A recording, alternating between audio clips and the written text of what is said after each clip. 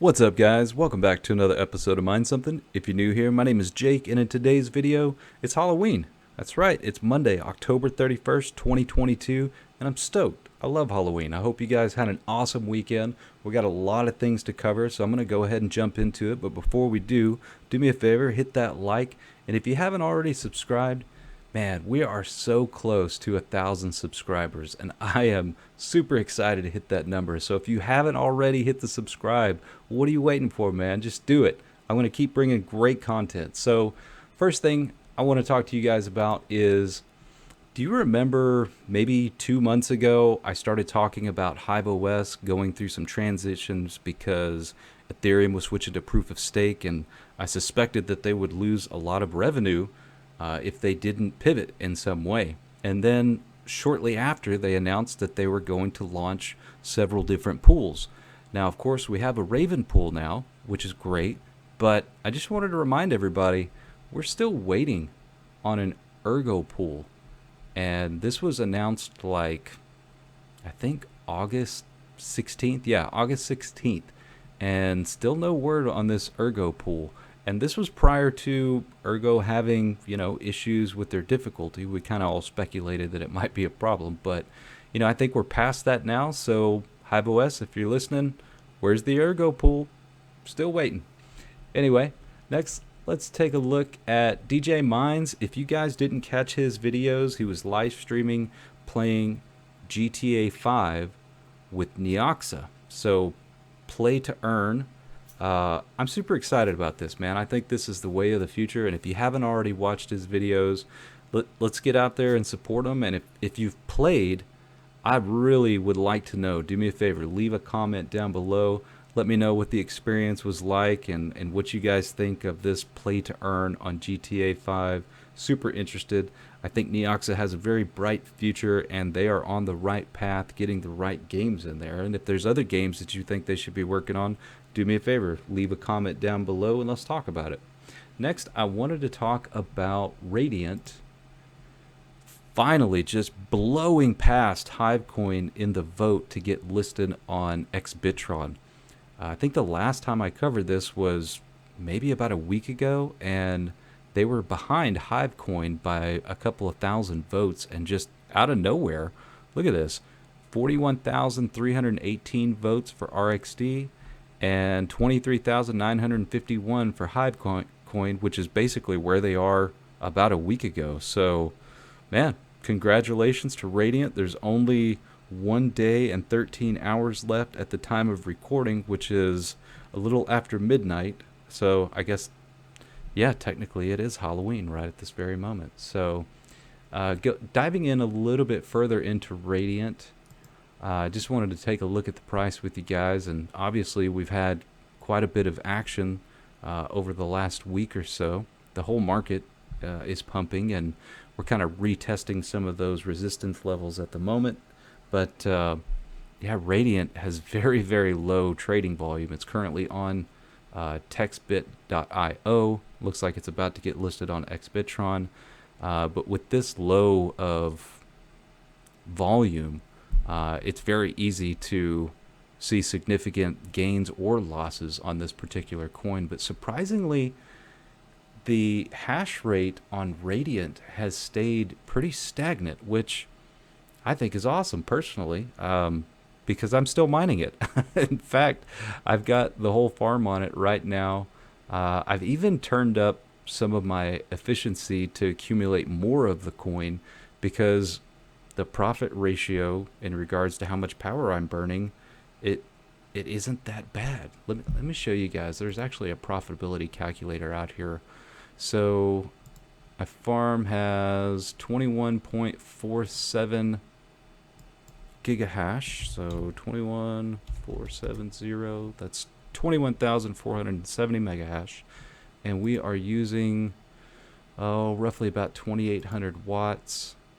You know what, actually I have my 3080 in my desktop also mining this. Maybe we should include that as well. So 2147, and we'll just say 2,800. Whoops. So let's go 2,900, and I think I've got, Yeah, actually, so that'd be 2270. Sorry, guys. I can type, I promise. And we are, I don't know, I'm somewhere between 6 and 8 cents per kilowatt hour. Let's just say 8 cents per kilowatt hour.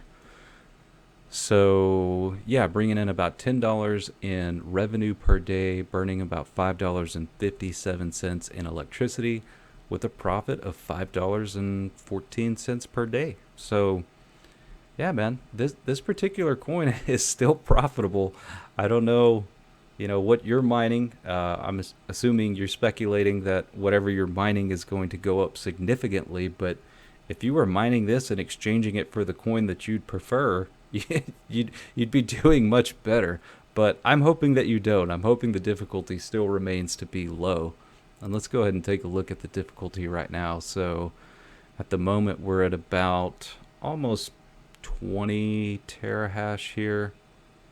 So yeah, difficulty still kind of fluctuating up and down between, I'd say, 14 and 20.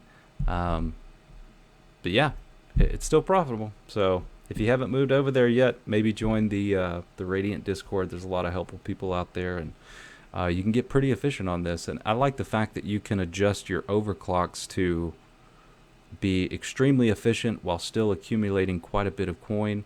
Or if you want to turn it up and accumulate more coin, you can, and still kind of be at a break-even point. So anyway, moving on, the other thing I want to talk to you guys about was Son of a Tech having another video about the Intel Arc A750 hash rates. So I had shared, maybe about 2 weeks ago, perhaps longer, the first person that showed hash rates was a channel called Oval Board Tech. And if I'm not mistaken, I want to say he was like 30 mega hash at about 100 watts, which was very disappointing. And, unfortunately, there's only one tool to adjust overclocks on any Intel graphics card, which is the Intel software.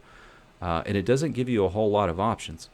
And apparently, Son of a Tech says that he's getting 48 mega hash at about 110 watts, which is pretty dang efficient. And if we get some additional tools, if we get some support from the other miners and HiveOS and all these developers, we may be able to unlock a significant more amount of hash rate and perhaps even reduce power consumption. So I'm excited to see where this goes.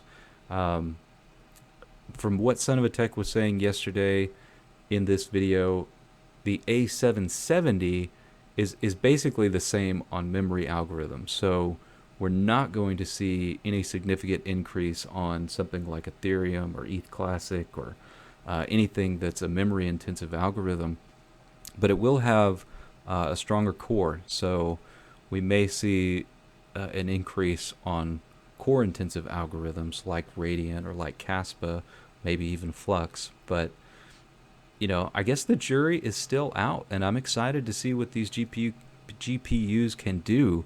Unfortunately, they seem to be unicorns. They came out and immediately sold out, and I haven't seen any A770 hash rate test whatsoever anywhere. Trust me, I have been looking. If you've got some hash rates, please leave a link down below. Let me get into this because I'm very curious about Intel. I think they could potentially be extremely efficient and come in at a great price point. That would be fantastic. And if you haven't watched Son of a Tech's video, please go over there and like that video and hit the subscribe button if you haven't, because Soat's the man. Anyway, let's move on. Let's talk about Pinkchain. So the Pinkchain Discord is absolutely on fire. I am just constantly blown up with notifications with new people joining their Discord. I'm on a lot of different Discords, and I see a ton of activity there. And there's some new things coming to light. It looks like you can stake your Pink now. It looks like we've got Pancake Swap. And then I was taking a look. I clicked on this View Charts button. I don't believe it's listed anywhere. However, on BNB chain, they did have their pre-sale, which started, I think, at 0.03, or excuse me, 3 cents. And as you can see, it pumped all the way up to approximately 23 cents. And right at this very moment, it's at about 12 cents.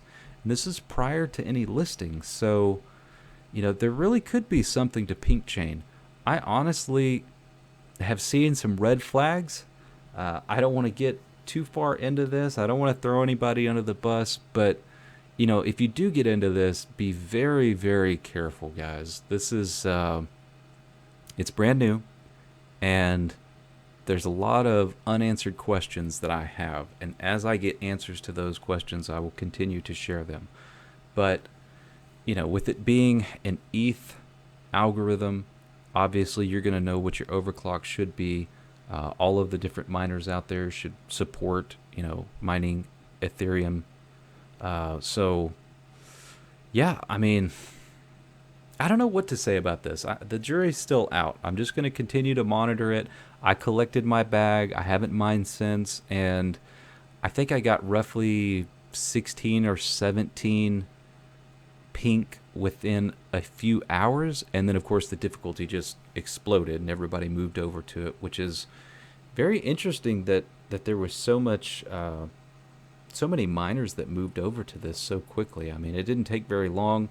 I noticed it within a few hours of it being listed on mining pool stats, and apparently everybody else did too. So yeah, I'll continue to monitor the situation and let you guys know what I'm finding. But I do want to say this. If you're mining anything currently at a loss right now, why? I don't mine at a loss, guys. I do a lot of testing, perhaps, to show you guys how to set overclocks on certain coins. Just basically instructional videos and stuff. But I don't mine at a loss, and I don't recommend that you do. It really doesn't make a whole lot of sense.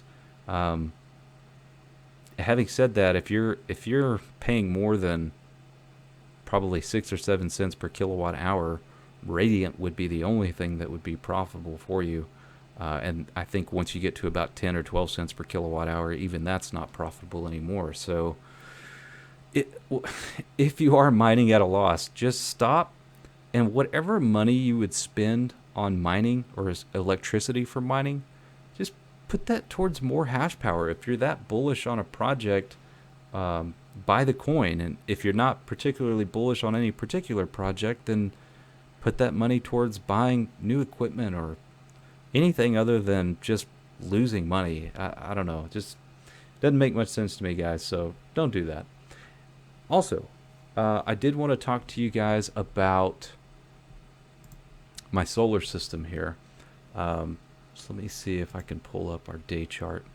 So if you guys have been following along, on good days we're somewhere between 31 to 33 kilowatt hours per day. But here we are getting into November, and the sun isn't out as long as it would be during the summer days. But I'm still continuing to see a pretty significant impact on my electric bill. We're getting to the point where we've had this up and running for an entire month, and the next bill that comes out, I'm really going to be able to see how much money it's saved me. But so far from my calculations, I'm probably coming in somewhere about 130 to 140 bucks in electrical cost savings so far. But we'll just continue to monitor it, and I'll share that with you. And while we're on the subject of solar, I wanted to go ahead and announce to you guys that I've decided I'm going to add more solar. And the way that I plan on funding that is to sell off my project car. When I first got this project car, I was extremely excited and very motivated. And then after swapping the entire engine with a built engine and turbo kit, and finding out that the guy that I purchased it from was lying to me essentially and basically sold me a blown motor, that was very disheartening. And I went through the trouble of pulling everything out, selling all of the parts that I could, and surprisingly I actually managed to recoup everything that I had put into it. And then I put all of that towards purchasing an LS1 out of a Camaro. And now that I'm in this swap, I decided, you know what, it's a lot of work. I initially started out with a lot of help from my cousin, who also happens to be my neighbor, also happens to have had lots of experience with LS swaps. He's got like RX-7s and Supras and all of these awesome cars. But he's got another project. He's building a house up in the mountains, and that's taking up all of his time. He has no spare time to help me, and I'm kind of in the dark on this stuff. So you know what? While the cost of equipment is low, I think I'm going to go ahead and pull the trigger and sell this particular car. So if you guys know anybody who is looking for something like this, it's pretty much ready to go. This is what the car looks like when it's all put together. It does have a pretty significant stance. Obviously, it is lowered. The front bumper's off. The engine's pulled out. I've got almost everything that you need to complete the swap, with the exception of maybe a drivetrain and then finishing the exhaust. But I've just kind of lost interest in the project. So if you know anybody that's into that stuff, send them my way. And then also wanted to talk to you guys about diversifying. So if I'm going to sell this particular ride and this engine, I'm going to have quite a bit of capital to play with, hopefully. And the amount of solar that I want to put on here is basically about 2/3 larger than what I have right now, and that should cover 100% of my entire farm's usage and maybe more. So I'd like to go ahead and add some ASICs or possibly some CPU rigs, maybe even FPGAs. And the reason I bring up FPGAs is because I'd actually like to learn how to program FPGAs. It's very intriguing to me, and I want to learn more about it. I think there's some courses out there, but if you guys got any kind of recommendations where I can get information on where to learn or what are the best courses to take, as I go through this, I want to educate you guys as well on what I'm learning. So stick around. We're going to do some big things, guys. So before you head out, do me a favor, hit that like button and hit the subscribe if you haven't already, and I will see you guys on the next episode.